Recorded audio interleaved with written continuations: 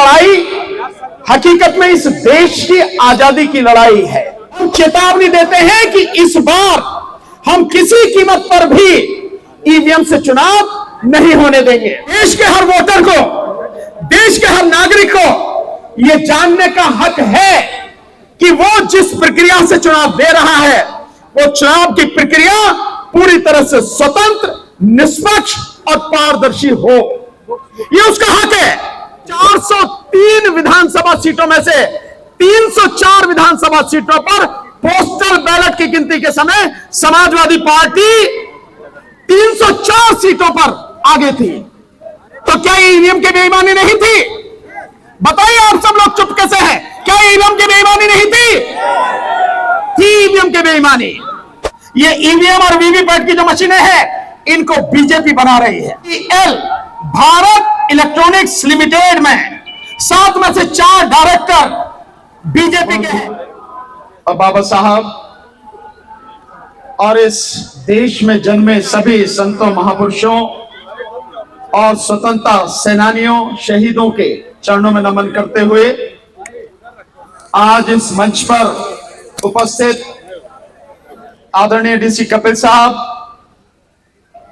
बड़े भाई महमूद पराचा जी, हमारे साथी पूर्व मंत्री राजपाल गौतम जी, हमारे साथी जो इस प्रोग्राम को कर रहे हैं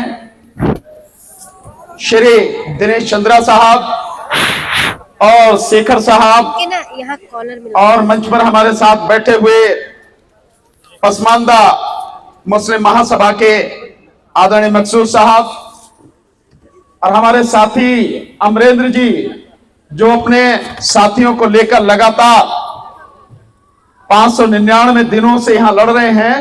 69,000 भर्तियों में जो घोटाला हुआ है वो और उनकी टीम, हमारे साथ बैठे हुए आदरणीय डीएन सिंह साहब जो ओल्ड पेंशन के मसले को लेकर लगातार संघर्ष कर रहे हैं। और अभी हम लोग डॉक्टर अंबेडकर पार्क में आज जो उनका रन फॉर ओपीएस था वहीं से हम लोग आ रहे हैं। तो वहां से आए हुए सभी साथियों का और यहां मेरे सामने जो खड़े हुए हैं लखनऊ और इसके आसपास से जिन भी जगह से सभी साथी आए हैं उन सभी का बहुत बहुत हार्दिक अभिनंदन, सबका बहुत बहुत धन्यवाद। साथियों, ये जो ईवीएम की लड़ाई है, ये लड़ाई हकीकत में इस देश की आजादी की लड़ाई है।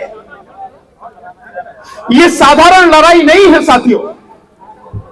कोई समझता हो कि केवल एक मशीन को हटाने की लड़ाई है, नहीं, ये मशीन को हटाने की लड़ाई के साथ साथ इस देश को आजाद कराने की लड़ाई है साथियों। क्योंकि इस मशीन के माध्यम से इस देश के लोगों की आजादी को वर्तमान मोदी सरकार ने हड़प लिया है। इसलिए वर्तमान मोदी सरकार के हाथों से इस देश को आजाद कराना है। यह लड़ाई उसकी है। यह लड़ाई है कि इस देश के जो 100 करोड़ लगभग मतदाता हैं और इस देश के 140 करोड़ जो नागरिक हैं उनके अधिकारों की रक्षा हो सके। यह लड़ाई है कि इस देश का जो अनपढ़, अशिक्षित, साधारण, गरीब, दबा कुचला जो व्यक्ति है, जो इंसान है, जो वोटर है, जो देश का नागरिक है, कोई भी उसका हक लूट ना सके, उसे उसका हक मिले, ये उसकी लड़ाई है साथियों। हमारा बहुत सीधा सा कहना है, देश में चुनाव सबसे महत्वपूर्ण प्रक्रिया है। देश के संविधान के अनुसार देश के लोकतंत्र को बचाने के लिए संविधान के हिसाब से चुनाव हो और देश में free, fair and transparent election हो। यह जिम्मेदारी देश के संविधान ने देश के चुनाव आयोग को दी है। लेकिन चुनाव आयोग अपनी जिम्मेदारी न निभा के एक व्यक्ति विशेष और सरकार की गुलामी करने में लग गया है। उसे गुलामी करनी है तो करे, लेकिन देश उसकी गुलामी से तबाह हो जाए, ये हम किसी हालत में बर्दाश्त नहीं करेंगे। इसलिए चुनाव आयोग को भी और इस देश की सरकार को भी हम चेतावनी देते हैं कि इस बार हम किसी कीमत पर भी ईवीएम से चुनाव नहीं होने देंगे। साथियों, आज भी देश में दो तरह से चुनाव हो रहे हैं और आप बताएंगे, मेरी बात छोड़िए, आप खुद इस बात को कहेंगे, दो तरह से चुनाव हो रहे हैं। एक बैलेट पेपर से, जिसे आप पोस्टल बैलेट पेपर कहते हैं, कहते नहीं कहते पोस्टल बैलेट? क्या है पोस्टल बैलेट? वो बैलेट पेपर से चुनाव है। और एक तरफ हो रहे हैं ईवीएम से चुनाव। तो एक ही देश में दो पद्धति से चुनाव क्यों हो रहे हैं? अगर संविधान में यह प्रावधान किया गया या सरकार ने संशोधन किया गया तो या तो चुनाव बैलेट पेपर से होते या चुनाव ईवीएम से होते। इसका मतलब यह है कि यह संवैधानिक प्रावधान नहीं है, यह कानूनी प्रावधान नहीं है, यह बेईमानी है सरकार की और यह बेईमानी है सरकार की गुलामी करने वाले इलेक्शन कमीशन की। इसलिए यह जो भेदभाव हो रहा है, अब यह बर्दाश्त किसी कीमत पर किया नहीं जाएगा। देश के हर वोटर को, देश के हर नागरिक को यह जानने का हक है कि वो जिस प्रक्रिया से चुनाव दे रहा है, वो चुनाव की प्रक्रिया पूरी तरह से स्वतंत्र, निष्पक्ष और पारदर्शी हो। यह उसका हक है। लेकिन आपकी आंखों के सामने आप सब लोग देख रहे हैं ईवीएम के माध्यम से किस तरह से हमारी वोटों को लूटा जा रहा है। दो उदाहरण से आप समझेंगे। पहले मैं उत्तर प्रदेश का बताता हूं।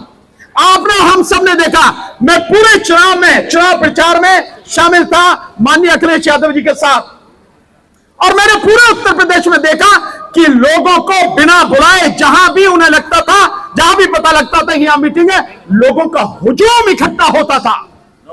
इतनी जबरदस्त तरीके से लोग साथ में थे। और यूथ, विशेषकर जो बेरोजगार यूथ है, जो लड़ रहे थे, वो इतनी बड़ी संख्या में रेलों में भर भर कर अपने गांव पहुंचे और वोट डालने के लिए पहुंचे। वोट कहां गया? कहां गया वो वोट? और जिस दिन काउंटिंग हो रही थी उस दिन आपने देखा होगा कि 403 विधानसभा सीटों में से 304 विधानसभा सीटों पर पोस्टल बैलेट की गिनती के समय समाजवादी पार्टी 304 सीटों पर आगे थी। और जब ईवीएम से रिजल्ट आया तो पता लगी कि बिल्कुल उलट हो गया। समाजवादी पार्टी 121 सीटों पर सिमट गई और बीजेपी, जिसका अता पता भी नहीं था, जो केवल उन 90 सीटों पर थी, वो सरकार बना लेती है 250 से ज्यादा सीटें लेकर। तो क्या ईवीएम की बेईमानी नहीं थी? बताइए, आप सब लोग चुप कैसे हैं? क्या ईवीएम की बेईमानी नहीं थी? थी ईवीएम की बेईमानी। हाथ उठाकर बताइए, ईवीएम की बेईमानी थी? मीडिया वाले साथियों, जरा कवर करना इसको पूरी तरह से। दूसरा साथियों, अभी 5 राज्यों में चुनाव हुए। इन 5 राज्यों के चुनावों में आपने देखा होगा, जब मध्य प्रदेश में पोस्टल बैलेट की गिनती हो रही थी, उस दौरान उन पोस्टल बैलेट में 230 विधानसभा सीटों में से 199 सीटों पर कांग्रेस पार्टी आगे थी। तो फिर कैसे हो गया एकदम? मतलब वहां बीजेपी का तो पता भी नहीं था। 230 में से 199, यानी 4/5 से भी ज्यादा सीटों से आगे थी। औसत इतना था। और उसके बाद में आपने देखा कि जिस समय फाइनल रिजल्ट आता है ईवीएम के बाद, समाजवादी कांग्रेस पार्टी मात्र 63 पर और बीजेपी 166 सीटें लेकर जीत जाती है। इससे ज्यादा किसी सबूत की जरूरत है नहीं। लेकिन मैं इससे आगे बताता हूं, इससे आगे क्या क्या हो रहा है और कैसे इस तरह की गारंटी दी जा रही है 300 पार, 400 पार।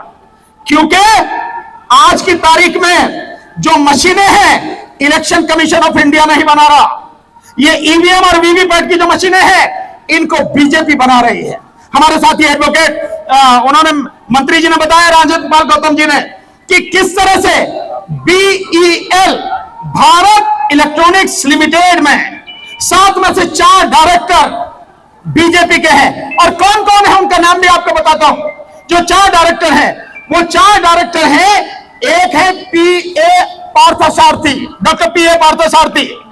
ये ओबीसी का, जो बीजेपी का ओबीसी मोर्चा है, उस ओबीसी मोर्चे के नेशनल सेक्रेटरी हैं, राष्ट्रीय सचिव।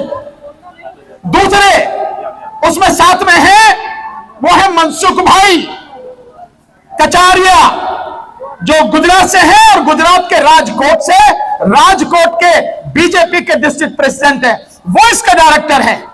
और तीसरे हैं शिवनाथ यादव, जो बनारस से है और बीजेपी के उत्तर प्रदेश के वाइस प्रेसिडेंट हैं। और चौथे हैं श्रीमती श्यामा सिंह, जो बिहार की बीजेपी की प्रदेश की वाइस प्रेसिडेंट रही है। ये चारों के चारों बीजेपी के लोग बीईएल में डायरेक्टर है, और बीईएल वो कंपनी है जो ईवीएम बना रही है और जो वीवीपैट बना रही है, और इसके साथ साथ जो सॉफ्टवेयर डेवलप हो रहा है और जो उस चिप के साथ में ऐड किया जाता है, ये वो लोग हैं जो उनके कंट्रोल में है। तो जब बीजेपी मशीनें बना रही है ईवीएम और वीवीपैट, और जब बीजेपी इलेक्शन करा रही है, कैसे इलेक्शन करा रही है?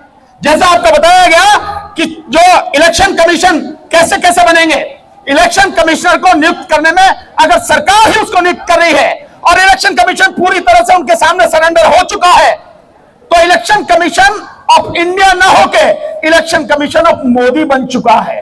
सो इलेक्शन कमीशन जब मोदी बन चुका है, वीवीपैट मशीन, ईवीएम मशीन बनाने वाली बीजेपी, इलेक्शन कराने वाली बीजेपी, तो जीत के कौन आएगा? जीत के बीजेपी आएगी ना। इसीलिए मोदी जी कहते हैं कि इस बार 400 पार, इस बार 300 पार। एक बात हम भी कह रहे हैं यार, इस बार 2024 में हम ईवीएम से चुनाव नहीं होने देंगे, और ईवीएम से जो चुनाव नहीं होगा, चुनाव बैलेट पेपर से होगा। और मोदी जी आप 400 की बात कर रहे हो, एक जीरो हम कम कर दे रहे, तुम दूसरी जीरो जो है ना 40, तुम 40 पार करके दिखाओ। 400 की तो बहुत ही दूर की बात है, किसी कीमत पर 40 पार नहीं कर पाएंगे।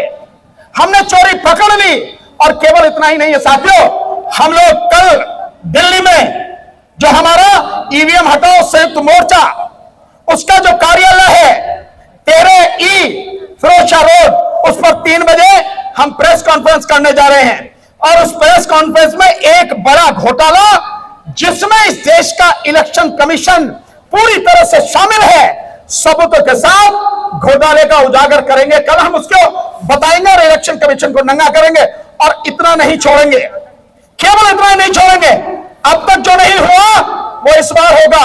इलेक्शन कमीशन के जितने भी तीनों के तीनों इलेक्शन कमिश्नर हैं, उनके खिलाफ एफआईआर कराएंगे।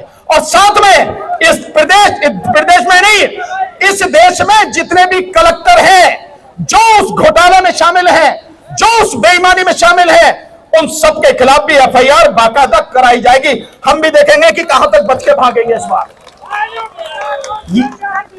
साथियों प्लीज मेरा आपसे निवेदन, भानु प्रताप संघर्ष करो या महमूद पराचा संघर्ष करो या राजेंद्र पाल गौतम संघर्ष करो या डीसी कपिल संघर्ष करो या राजेंद्र सिंघल साहब संघर्ष करो, व्यक्तिगत नारे नहीं, किसी विचारधारा के नारे नहीं, किसी धर्म जाति के नारे नहीं।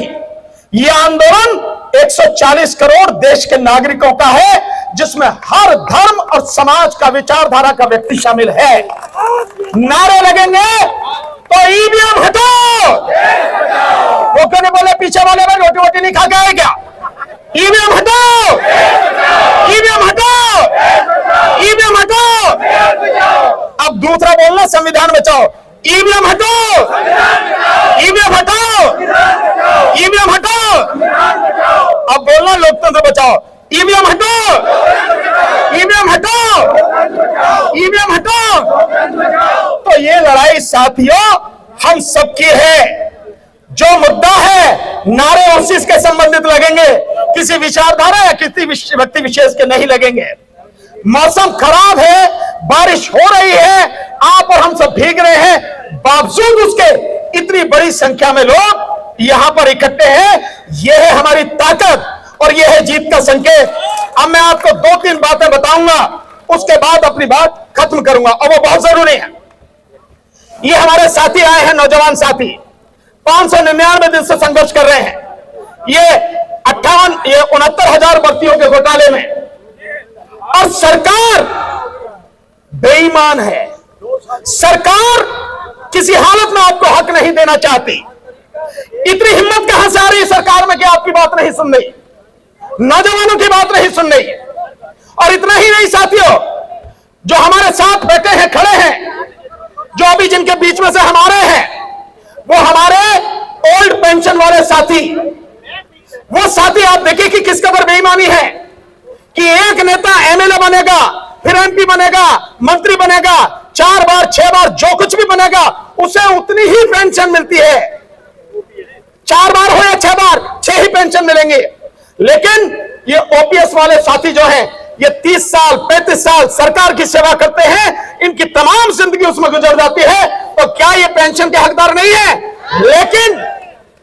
लेकिन बीजेपी की बेईमान सरकार 2004 में वाजपेयी सरकार ने ओल्ड पेंशन खत्म कर दी गई, जिसके ये हकदार हैं। और ऐसा ही नहीं साथियों, जो किसान अपनी मांगों को लेकर लगातार लड़ रहे हैं, जो 3 कानून लड़के उन्होंने वापस करवाए, और जो इस समय जो संघर्ष कर रहे हैं, वो इस बात के लिए कर रहे हैं कि उन्हें एमएसपी मिले। इसी तरह से मजदूर संघर्ष कर रहे हैं, इसी तरह से बेरोजगार युवा कर रहे हैं। आप समझ रहे हैं इस सबकी जड़ क्या है? आपको मालूम है इसकी जड़ क्या है? इसकी जड़ है ये मोदी सरकार और बीजेपी सरकार। और ये तब तक बनी रहेंगी, तब तक नहीं जाएंगी जब तक ईवीएम नहीं जाएगी। जिस दिन ईवीएम खत्म हो गई, ये आंधे मुंह गिरेंगे, 400 नहीं 40 भी पार नहीं कर पाएंगे। और जब ये हट जाएंगे, उसके बाद आपकी समस्याओं का धीरे धीरे समाधान शुरू होगा। तो मैं आपको बार बार कह रहा हूं, हम सबकी समस्याओं का जो सबसे बड़ा एक कारण है, जो सबसे बड़ी जड़ है, वो जड़ है ईवीएम। इसलिए ईवीएम को उखाड़ना पड़ेगा। और इस बार चाहे कुछ भी हो जाए, मैं कह रहा हूं कुछ भी हो जाए, किसी भी कीमत पर, किसी भी गांव में, किसी भी मोहल्ले में ईवीएम घुसने नहीं पाए। ये आप ठान लीजिए, अपने पैरों को, अपनी टांगों को फौलाद की बना लीजिए और अपनी रीढ़ को स्टेनलेस स्टील की बना लीजिए और खड़े हो जाइए। आपको डरने की जरूरत नहीं है। हम कह रहे हैं डरने की जरूरत नहीं है। मैं नहीं खड़ा हूं, महमूद भाई नहीं खड़े हैं। क्या बिगाड़ लिया इन्होंने हमारा? क्या कर लिया इन्होंने हमारा? तो ये कुछ नहीं कर सकते हैं। और जिस देश का प्रधानमंत्री सवालों से डरता हो, 10 साल में जो एक भी प्रेस को एड्रेस नहीं कर पाया हो, जिस देश का प्रधानमंत्री सच से डरता हो और किसी कोने से सच निकल के आ जाए तो तुम दबा के भाग जाता हो, यार ऐसे कायर प्रधानमंत्री से घबरा रहे हो आप? वो कुछ नहीं कर सकता तुम्हारा। सिर्फ और सिर्फ तुम्हें डट के खड़े होने की जरूरत है। और हम खड़े हैं साथ में। अगर गोली चलेगी तो ये सीने पहले आपके सामने है, हम देखेंगे कौन सी गोली चलेगी और हम बताते हैं कि लड़ाई क्या होगी। और इस पार की लड़ाई आर पार है। मोदी जी सुन लो कान खोल के, आप अपनी अच्छी तरह से सरकार को खूब अच्छी तरह से मजबूत कर लो। और उनकी गुलामी करने वाला जो इलेक्शन कमीशन है, वो भी सुन ले कान खोल के। इस बार ईवीएम से चुनाव किसी कीमत पर हम होने नहीं देंगे। केवल और केवल 2024 का लोकसभा चुनाव बैलेट पेपर से होगा और तब इस देश की जनता आपको आपकी औकात दिखाएगी। और साथियों, एक बात कह के खत्म करूंगा। जो इलेक्शन कमीशन है, जो ईवीएम मशीन है, आप बाजार से कोई चीज खरीदने जाते हो तो उस चीज पर कोई निशान लगा होता है ना। कहीं आईएसआई मार्क सुना है, देखा है ना? होता नहीं होता? वो इसलिए होता है कि बताइए ये चीज ठीक है, सरकार की मोहर है। और इसके अलावा जो आप देखते हो कि खाने पीने की चीजें, उस पर FSSAI लिखा होता है, छपा होता है ना, वो इसका मतलब ये खाने पीने की चीज है। जो इलेक्ट्रॉनिक आइटम है उस पर लिखा होता BIS की मोहर लगी होती है, मतलब ये ठीक है, कोई गड़बड़ी नहीं है। हमने जब पूछा RTI लगा के इलेक्शन कमीशन से, भैया ये तो बता दे, ये जो तेरी मशीन है किसी ने बनाई होगी, किसी ने सर्टिफिकेट दिया होगा, किसी ने वेरीफाई किया होगा, बता कहां किसने किया? इलेक्शन कमीशन कह रहा भैया मेरा मामला नहीं है, ये तो जो कंपनी बना रहे हैं उनसे जाकर पूछो। हमने कहा कोई बात नहीं, उनसे पूछ लेते हैं। तो हम BEL के पास गए, भारत इलेक्ट्रॉनिक्स लिमिटेड, तू बता भैया इस पे कहीं सर्टिफिकेट है? तो वो कहता भाई मुझसे क्या पूछ रहे हो यार, मुझे तो इलेक्शन कमीशन की जो कमेटी जैसे कहती है मैं तो बना के दे देता हूं, वही कराती है जो भी कुछ कराती है। आप देख रहे हैं तमाशा। फिर हमने कहा चलो ECIL, electronic corporation of India limited जो है, जो हैदराबाद में, उससे पूछ लेते हैं तो वो क्या कहती है, भैया तीसरी पार्टी आती है, इंस्पेक्शन करके चली जाती है, नाम उसका है STQC, गवर्नमेंट ऑफ इंडिया। उसने भी नहीं बताया। मतलब किसी के पास इसका जवाब नहीं है जो मशीन से तुम चुनाव करा रहे हो वो कहां से सर्टिफाइड है, कहां से वेरीफाइड है, और ये सब नहीं है। इसका मतलब साफ है कि बेईमानी खुल के कर रहे हो। वैसे भी मोदी जी से बड़ा बेईमान, मोदी जी से बड़ा भ्रष्ट, मोदी जी से बड़ा झूठा और देश के साथ देशद्रोह करने वाला दूसरा कोई व्यक्ति इस देश में है नहीं। इस बार हम कुछ भी ये सारी चीजें होने नहीं देंगे। पर मेरा आपसे निवेदन है सारे के सारे, आप जितने भी लोग हो और जितने भी लखनऊ में घरों में बैठे हैं, उन सबको जा जाके झकझोरो, उन सबको जगाओ। अबे मुर्दों, खड़े हो जाओ, नहीं तो तुम्हारी नस्लें भी नहीं बचेंगी और इस देश की फसलें भी नहीं बचेंगी। इसलिए अपनी नस्लों और अपनी फसलों को बचाने के लिए इस बार ईवीएम से चुनाव नहीं होने देंगे। बताइए, नहीं होने देंगे ना? बिल्कुल यही बात है। बहुत बहुत शुक्रिया, आपने मेरी बात ध्यान से सुनी और समझी और आगे इसी के लिए काम करेंगे। आपका बहुत बहुत धन्यवाद।